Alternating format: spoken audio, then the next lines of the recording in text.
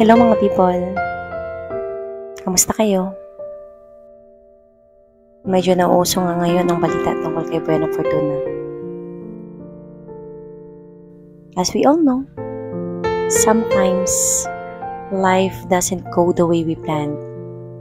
May mga bagay talaga at may mga araw na parang walang swerte,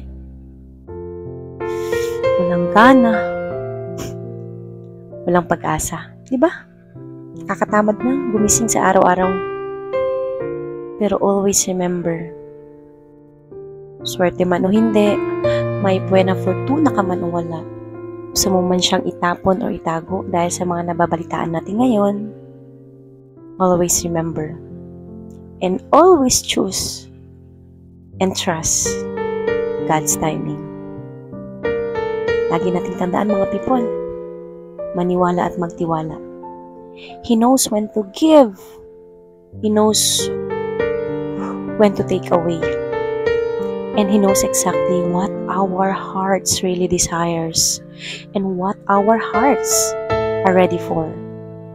This Buena Fortuna, it reminds me that luck doesn't come from chance. It comes from faith. Tiwala mga people. It's okay if you don't have everything right now. Lugmok na lugmok tayo eh. Pero lagi niyong tandaan, what matters most is believing that God is preparing something better for us.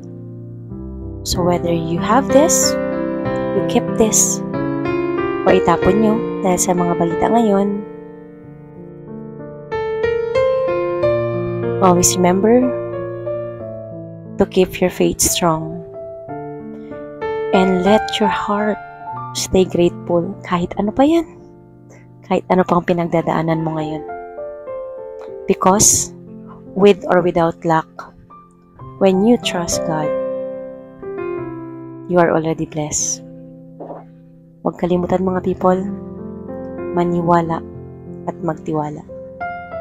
Maraming salamat. Ang pingantanan.